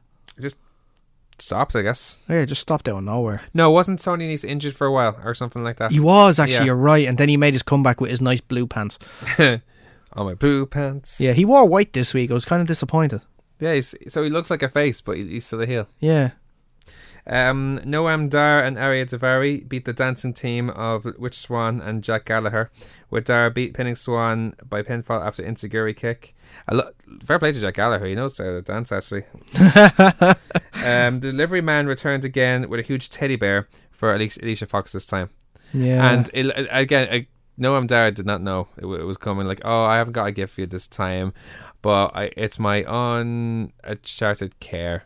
with this teddy bear, yes, for the beautiful Alicia Fox. In the main event, then, in a 5-way elimination match to decide Neville's opponent for the Cruiserweight title at WrestleMania, TJ Perkins eliminated Nese first with by arm bar. Nese attacked TJ Perkins after he was eliminated. Then Kendrick eliminates Tozawa by pinfall with the sliced breads, which is like the Spike Bulldog, wasn't it? Something like that. The Kendrick double covered with Aries to pin TJ Perkins. That's such a clever way to pin. That's what I love about Brian Kendrick as well. He's so clever with his methods of winning. Like that's why he's one of the guys in the it was pretty funny at one point earlier that Tozawa gave Tony Nese the German, the snap German out of nowhere, and pinned them, and then Brian Kendrick broke it up. We were thinking, why did he break up the pin? And it's genius because he wanted to take all the glory for himself. Yeah, I was thinking that. Like, why would you do that? Oh, it's for yourself. Oh well, you're still gonna not do it. Anyway, and then Aries pinned Kendrick with the run after the running elbow to win the match and become number 1 contender for the Neville's Cruiserweight title. And to be honest with you can't find a better match for the Cruiserweights going to WrestleMania. Yeah, you really can't. We talked about it last week, which would be fair, the ladder match or the one-on-one. I think either way, we're getting a great match. Yeah. We mentioned in the news as well that it could have been due to Cedric Alexander's injury. Possibly. Well, I hope that's not the case. Well, I don't. That's just me presuming it, as opposed to happening, because there's no way of knowing that. Like, there's no suggestions of it from any news sources anyway. Yeah. But like, as I said, I can't complain. Either way, I'm happy. Like with how it turned out. Exactly, it's going to be a great match. Oh yeah. Now NXT, the Authors of Pain beat the Early Brothers, who are like identical twins, both like really Ely big guys. Brothers, Ely Brothers, yes. Fairly They're quick, big guys though. but they still beat them quickly. They still crushed them. I know, but they're still big guys. You'd think it'd be a competitive match with their size, wouldn't you? Yeah. They're young though. That's, you can understand, and it's the champs. That's true. So before Paul, they beat them quickly before Paul Ellering said that the Revival are next in the Book of Destruction, and how IOP will be a dynasty. DIY came out claiming that they deserve a fair rematch. Then Revival came out claiming that they're the greatest of all time, despite who Paul Ellering managed in the past. That's a bold statement, considering he was once manager of the Road Warriors / Legion of Doom. Regal came out to announce a triple threat match, elimination triple threat match between Authors of Pain. It's interesting that elimination stipulation is very interesting. In what way do you find it particularly interesting? You wouldn't normally see that for a triple threat. You wouldn't. You're right. As about the last time I've heard of a triple threat tag team match of eliminations, you have to go back to Survivor Series 2002. It was Kurt Angle and Benoit, Edge and Rey Mysterio and the Guerreros. That was it. Like, so, and Guerreros won that match. But yeah, it'd be interesting. So imagine if Authors of Pain were first eliminated. We rematch between DIY and Revival then. It would be. I would love to see that. Maybe DIY win it, because I think that's Revival's last match. Possibly. I can't see the Revival getting knocked out first in that.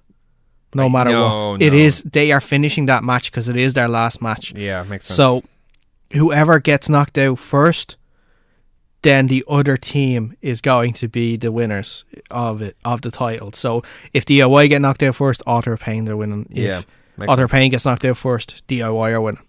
And I think maybe it'd be a good idea to put the belts back on DIY. Yeah, why not? I can't complain.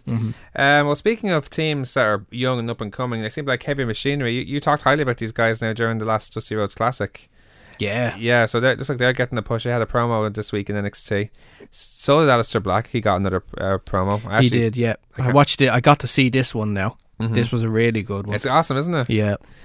Nikki Cross beats Marcy Estrella, who is like, who's that? No. Nigel McGuinness fell in love with her. Yeah, but straight away. Yeah, but you know who? She's very built. She's very like, but like the thing is, she reminds you of. Do you ever play Tekken 7 Dark Resurrection? Very specific now. Tekken 7. Yeah. Well, sorry. Let me go back further. No, Tekken 5. Tekken 5 makes more sense. Tekken 7's coming out this year. Yeah, you're right. Sorry, Tekken 5. You know that lady who feuds with she has blonde hair and has a rich background or something like that. Oh, you know, I know the one you're talking about. Exactly what she looks like. Exactly it is. What she looks like. It is. You're right. But even though Nikki Cross beat her after at least 5 fisherman's neck breakers, each one more vicious under instruction from Eric Young. Thank you. No Way Jose and Ty Dillinger attacked Sanity after the match, but Sanity fought back to leave Jose and Dillinger lying. Strong. It was then announced that Roderick Strong, No Way Jose, and Ty Dillinger will face the Sanity next week. Only Lorcan stood up to Andrade Almas at the Performance Center after he was bothering Holo Lou, and Lorcan is now challenged Almas next week, so that'll be an interesting match. And Bobby Roode then retained his NXT title against Cassius Ohno by pinfall after the Glorious DDT, despite a very strong effort from Cassius Ohno. It was a really good match. I enjoyed it. Fantastic match, yeah. I was sort of hoping for it to for some reason. Did you catch the interview afterwards with Cassius Ohno? No, I didn't. What did he say? He was talking about his disappointment at losing it. And then Elias Sampson showed up out of nowhere. Oh dear. Yeah, Elias Sampson playing in inverted commas his guitar in front of him during this interview backstage. During the interview backstage, and a match has been set up for next week for an NXT. Elias Sampson versus Cassius Ohno. Loser leaves NXT. Okay. Yeah. I'm concerned about that, because if Samson loses, and He's gone main roster. yeah, that's the thing. It's this close to WrestleMania. And Cassius Ohno, I don't think is going to be leaving this soon. He's No, he only will there. not. No, he won't. He's only been there a few weeks. Excuse me. So it makes no sense to do that. But anyway, on that note, let's talk. Let's go for our takeaways of the week. Yeah, can I get a snack box meal? Injury update, single chips, feud ending match, doner kebab, a championship match on Raw, quarter pounder with cheese, a setup to a pay-per-view match on Smackdown, a battered sausage, and a can of Coke. Well, first of all, talk about going back to New Japan. Now, again, there's some really big names who went out really early in the tournament. Is that a good thing? Yes. This is the perfect time after Wrestle Kingdom to try and establish some young stars and to try and give them a chance. That's a good point, especially like everyone seems to be looking at Shibata now as the next guy. Certainly we talked about when the big stars in Japan are Tanahashi, Okada, Omega, and Naito. And if Omega did go to WWE, a lot of people would have thought, well, Shibata would be the guy to take over.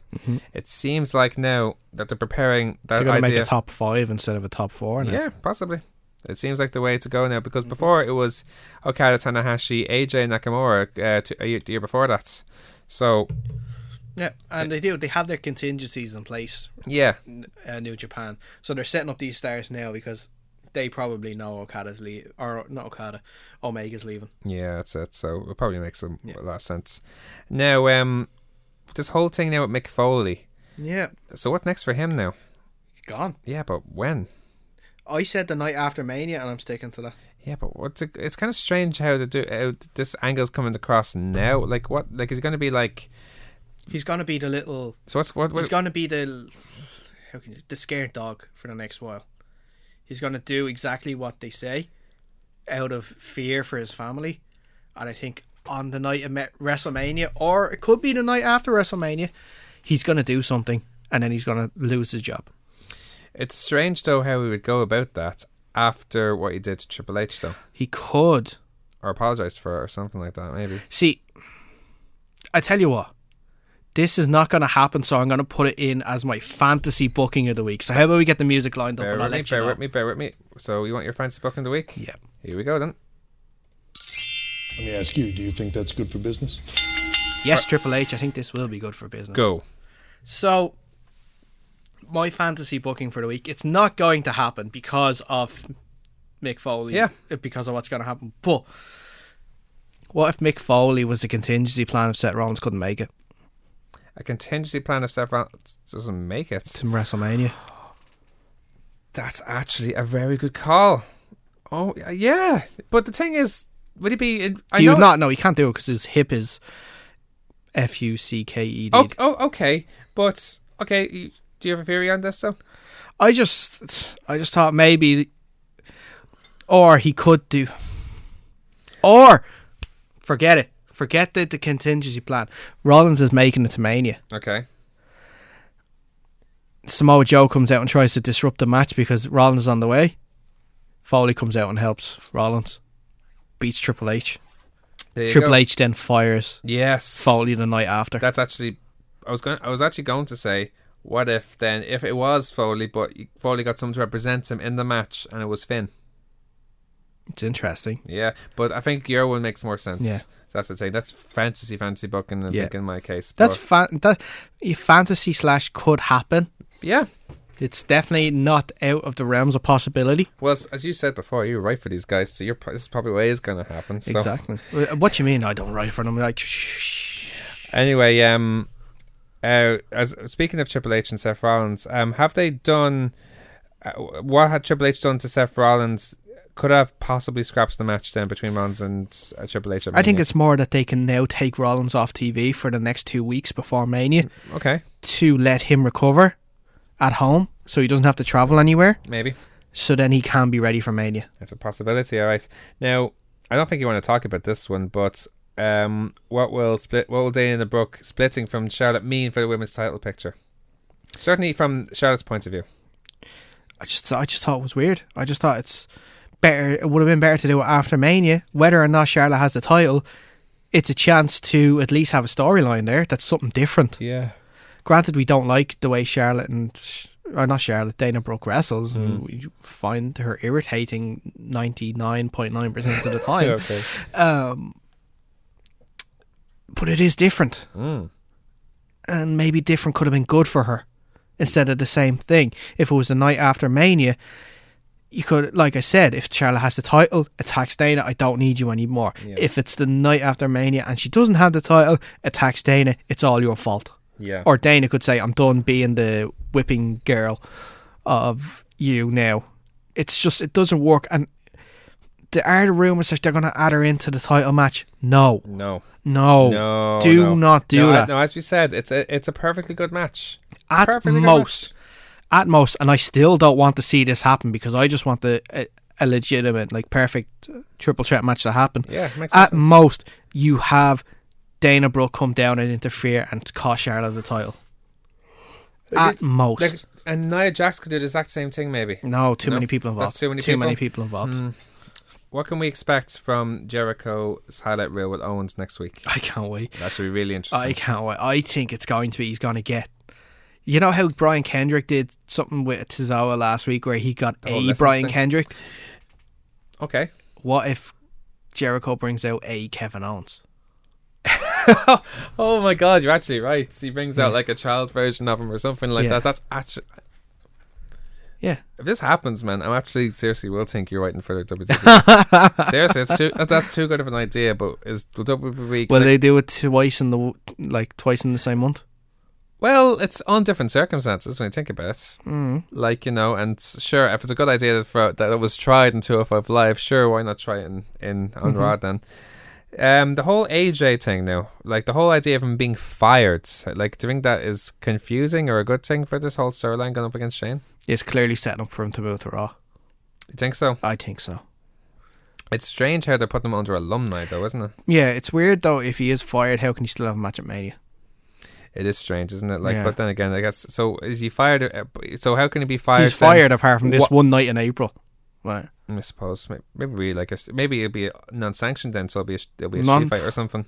Genius, because I was just trying to think. I was thinking all week of how you can put a stipulation on this match. But because Shane doesn't have one-on-one matches.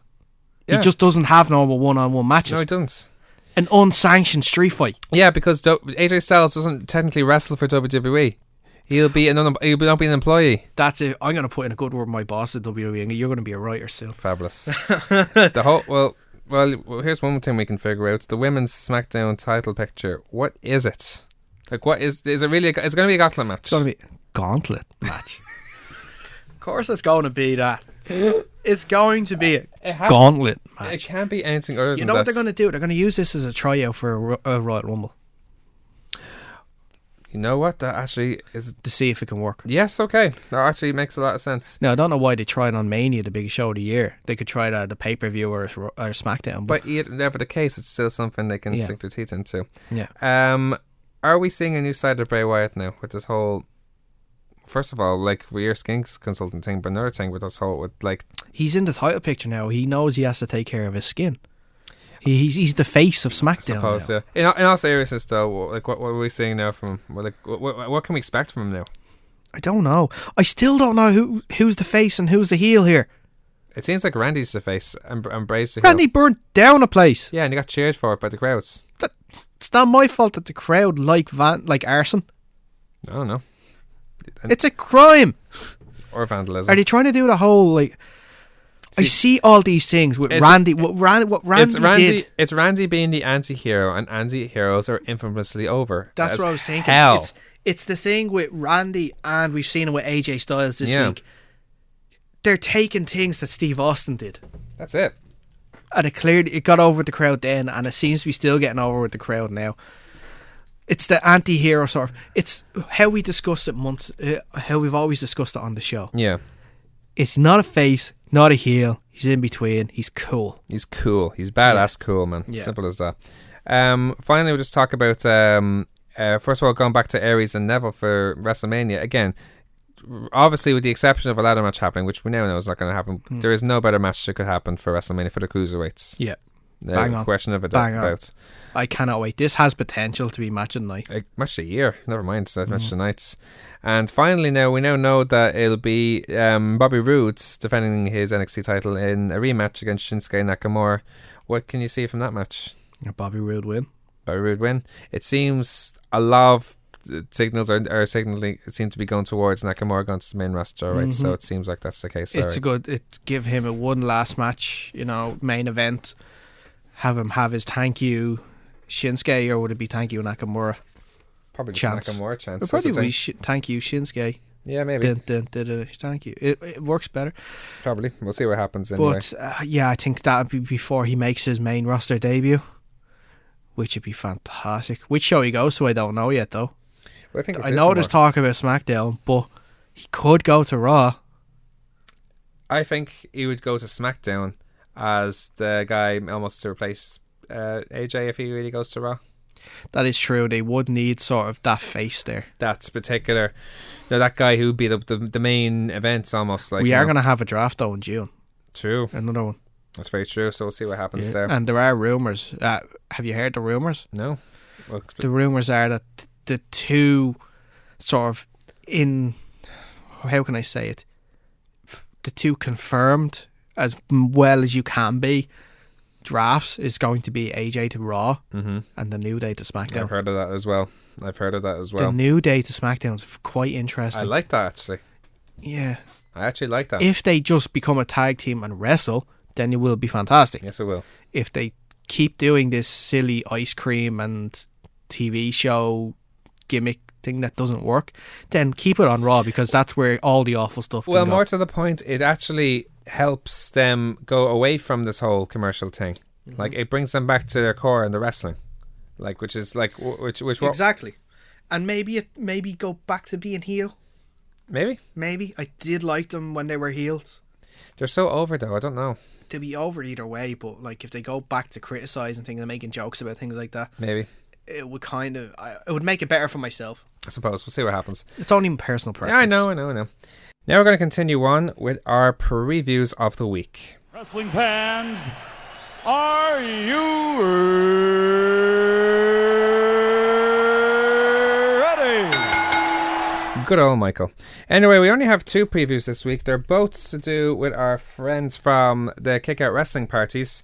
First of all, on Wednesday 29th on Ned's Bar in the Woodshed, the Low Blows will be having their 7th ever live podcast. Hashtag Thank You Woodshed. So doing it as a tribute to the great wrestling parties that they did in the Woodshed, and now they're doing them in Buskers on the Ball.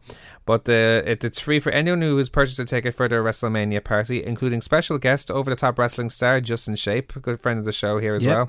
And we'll also include our WrestleMania quiz. We were both at the last one actually, weren't we? Like yeah. And we're going to this one as well, and I think it's going to be really fun. It'll be a lot of fun. Yeah. I'll always remember the last one when they had like the summer slots on it, so it was so priceless, like stuff. So and I just it's because it's what I love most. I love table quizzes. Oh, so anytime there's a table quiz, I'm there. Yeah, and this is a WrestleMania table quiz. We need to come up with a good team name. What did we call ourselves last time? The Kick-Out. No, we didn't call ourselves the Kick-Outs. Did we not? No, yeah, we did, didn't we? No, something to do with our beards, I think. No, we thought no. We actually said to ourselves at the very start, no, we're not calling each other the Kickouts. The guy Rick recognizes the Kickout, that's fine. But but we called each other like the two beers or something like that, something simple like her.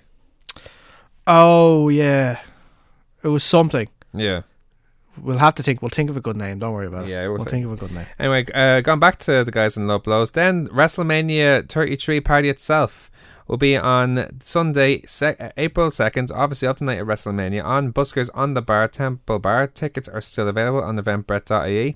It will feature performances from the Low Blows bands, so that's going to be really interesting because apparently they have, let me think, 2 guitarists, a bassist, a drummer. I think they have a keyboardist. I'm not sure. They definitely have a sax player. They have a sax player. They have Aaron, who was on their show, their show on for Ross Fast Forward. He's their sax player. I want to hear Val Venus' team themselves. Yeah. I can't wait. I think that's going to be really good. Yeah, I can't wait for that. Like, I think Phil then will be doing the Metal Ingeston from Edge as well. There's also, they'll be showing obviously WrestleMania itself. They'll be showing NXT Orlando from the night before. It also gives you the chance to be inducted into the Low Blows Hall of Fame. It's quite interesting you brought that up, Dave, isn't it? Well, Because hasn't somebody here been put on the shortlist? Well, that's different because I'm on shortlisted for the Rosebud of the Year. Oh, sorry. Well, I don't know if it's to do with the Hall It's of a Fame. Rosebud. It is the Rosebud of the year. yeah. You're Which is awesome. Yeah. Actually, I'm happy. I'm not going to be competitive over this, at least not yet. So Jer and what was the other chap's name actually? I'm very embarrassed by that. Oh, really? That is horrible sportsmanship. That's forgetting the name of your competitors. Wait. Wow. I only found out like a few hours ago. Give me some slack. Hang on, I'm on my Twitter now. Give me a second. You should be like putting photos of them both up and like staring at them angrily for 2 hours a day, thinking about how you're going to beat them. Wait. You're thinking how I'm going to beat them. Glenn Murphy. So Glenn and Jer, let the best man win. Well, this will probably be the nicest thing. No, I'm only joking. We'll see what happens anyway. It better be the nicest thing you say. You better represent the kick out. In all seriousness, though, like this is like there's like as they've advertised, there's no better way that you're going to see WrestleMania this year. Like through this is like the big. You were at Buskers for Fastlane. Yeah, and it was good, and it was pretty good. Like, and the venue they have for it is actually awesome. Mm-hmm. It's actually it's more spacious. There's like an endless amount of pool tables and table tennis, and they have air hockey there as well behind one of the somewhere as well. Lads, if I can just make a recommendation, because I did see the tour that they did on Snapchat. Yeah. This is directly at Rick or anybody on the low blows team that's actually listening here. Yeah. So we want beer pong, Jerry. We want beer pong. Ooh. We want beer pong. Pong. I'm making an executive order right here. Tweet it. Oh yes. They probably don't listen to us, so just tweet them. So. Let's say I probably do, but just like I'm being harsh on myself, I guess. On that note, anyway, let's look back at some history with our Undies days. Remember every Saturday night back in high school how you and The Rock used to sit on your parents' couch? So we're going to go from March 11th to March 15th this week. We're going to start with March 11th. In 1964 was the professional wrestling debut of the legendary Antonio Inoki. Made his debut in Honolulu, Hawaii. So I suppose that's the best place you could go. I think because I don't know what Japanese wrestling was like back then. Like he founded his own one. We talked about this like a few weeks ago, I think, where he founded New Japan. Just last week, yeah. Yeah. Also on March 11th in 2002, on Raw in Detroit, Michigan, the NWO, Scott Hall, Kevin Nash and Hulk Hogan defeated Stone Cold Steve Austin and The Rock in a 3-on-2 handicap match. Here's a bit of trivia for you. That was the only time Hogan and Stone Cold Steve Austin were in a match together in a WWE ring. Ever. Seriously? Ever. First and Just only the one time? One time. They were ever in a match. There was obviously cases where they were involved, maybe interference. The only time I can remember other than that was Austin cost Ric Flair a match against Hulk Hogan. It was like a few months afterwards, but that's the only time they're actually in a match together. It's hard to believe, crazy. isn't it? Also, March 11th, 2007. This is one you'll like, actually. 10 years ago was a battle royal in Tokyo, Japan, where the dramatic Dream Team Iron Man Heavy Metal Weights Championship changed hands 25 times in a single match. Wow. Similar to the WWE's Hardcore Championship, the DDT Hardcore Heavy Metal Weights Championship is contested at all times as long as there's referee presence, but unlike WWE, our official referee doesn't have to be on the premises as long as someone is there to count the pinfall. The title change counts. The belt has changed more often in the promotion in 10-minute battle royales where anyone or anything scoring a pinfall or submission over the champion takes the belts. In this case, I can't pronounce some of the guys whose names won it, but let's see. Sipa enters the event as champion, but during the battle royale, I got Sato won the title 6 times, Miyazaki won the title 6 times, Kaicho won the title 3 times, Kaku Taro won it 4 times, Naomi Susan won it once, Exciting Yoshida won it twice, holding at last when the title time expires. Shortly after the battle royale ended, a ladder match from on top of Yoshida, and the referee counts it the fall on the ladder, making the ladder that fell on him the DDT Iron Man Heavy Metalweight Champion. So a ladder was the champion on stage. That's brilliant. Jeez. That's brilliant. That's crazy. Oh my God! What an ingenious championship. I wonder if that's I remember there was always little snippets of videos. It was actually just last year they brought it back. Yeah, it was like Joey Ryan. Joey Ryan was putting up videos the whole time. Yeah. Oh man, they have to keep doing that. Imagine if they brought it to here. Imagine if this microphone in front of me became DDP heavy metalweight champion. It's after pinning you, Dave. Yeah. Just saying. Let's move on to March 12th. Only last year, 2016, was WWE Roadblock at the Retro Coliseum in Toronto, Canada. Originally titled March to WrestleMania, live from Toronto, and intended to just be a house show, Roadblock was presented as a WWE Network special. In the main event, Triple H defeated Dean Ambrose to retain the WWE Championship, setting up to his match against Roman Reigns at WrestleMania. March 13th, in 2000, Pete Gas from the Main Street Posse defeated Crash Holly to win the Hardcore Championship. This is the first time, this is a bit of trivia, the first time the title changed hands under the 24-hour rule of the Hardcore title, meaning the title could be contested any time as long as there was referees present, similar to the DDP Heavy Metalweight Championship. Crash would win back the title on Raw's War in East Rutherford, New Jersey later that night. Also on March 13th, 2011, here's a really interesting one now. TNA presented Victory Road at the Impact Zone in Universal Orlando. The show won Wrestle Observer's newsletter Worst Major Show Awards for 2011, mostly on the strength or lack of it of the main event. Sting versus Jeff Hardy, the show's main event, which win the publication's Worst Match Awards. Why? Because it turned out that Jeff Hardy was intoxicated, yet TNA went ahead and sent him out there, but needless to say, this would be rightly criticised for the fans and peers alike. Even Sting responded by one fan's chant of BS saying, I agree. Yeah. So, do you remember that match, actually? I don't remember. Oh my goodness. No, there were rights. There were so rights. Now, we talk about WrestleMania season coming up. March 14th, 2004, WrestleMania 20. From Madison Square Garden, the attendance was 20,000 in 885,000 homes on pay-per-view. It's to this date the largest ever grossing event in Madison Square Garden, $2.4 million. It, at the time, also was the longest ever WrestleMania up until last year's, which was just shy of 5 hours.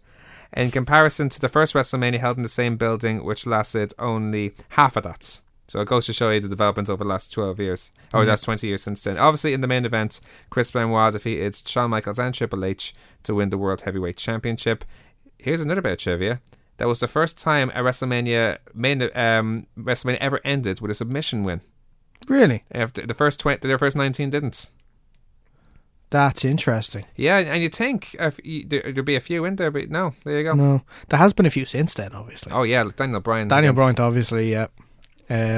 Last year, no. Year before that, no. I can't remember too many. It's just Bryan and Benoit, as far as you can remember. Yeah. Cena and Rock didn't tap out. No, Shawn Michaels and John Cena. That ended in submission. WrestleMania 23. But was that the main event? It was a main event. Who tapped out? Shawn Michaels. Tapped out to what? The STF? Yes. I can't remember that. The main event, it was... I can't remember that. That was a fantastic match. WrestleMania 23. The other matches were Undertaker and Batista for the world title. And that was my event, John Cena and Shawn Michaels for the WWE title. No, I just must have a gap there for that time.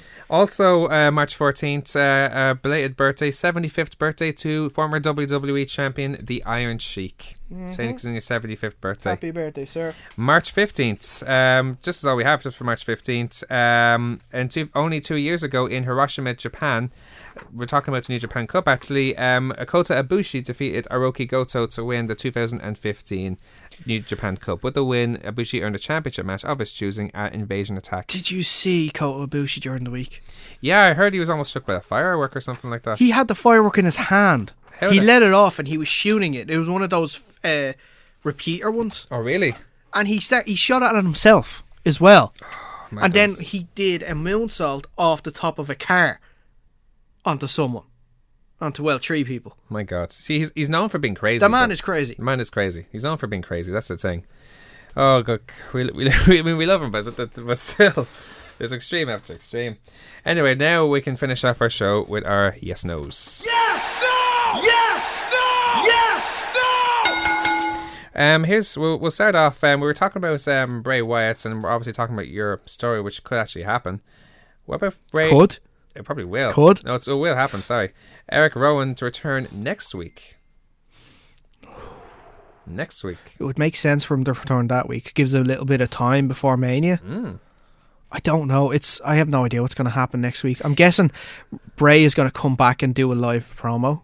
Okay. He's not going to do a video one. Yeah, he'll be up front this time. Mm-hmm. So it'll be interesting. It'll be definitely interesting. I don't know what's going to happen. Yeah, I'd as in terms of for the yes/no answers. Yes, maybe. Yes, yeah. We'll go with that anyway. Anyway, now Sami Zayn, he seems to be getting the push lately when on the Raw roster. But do you think he will not be pushed with Rollins and Balor to soon return? Yeah, that could stop that happening. All right. It's a bit of a shame, isn't it? Because Sami Zayn's awesome and all, but then there's Balor and Rollins, Yeah, like I said, move him.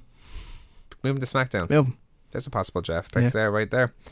William Regal to be inducted in this year's Hall of Fame. No. Not going to happen. No, I saw the reports are pretty strong, but they've died down, and there are actually some reports that have said that it's not happening. Not happening at all? Yeah. Is he actually completely retired from in-ring competition? He must be at this stage. I think so, yeah. Yeah, so... He's never announced it, but I think, yeah. He would be probably the most...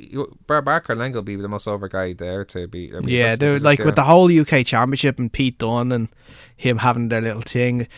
That as fun of a match that would be, I don't want to see that. It's a bit of a dream match. It would you be. You don't want to see a dream match? Not at this stage of Regal's life, no. Maybe.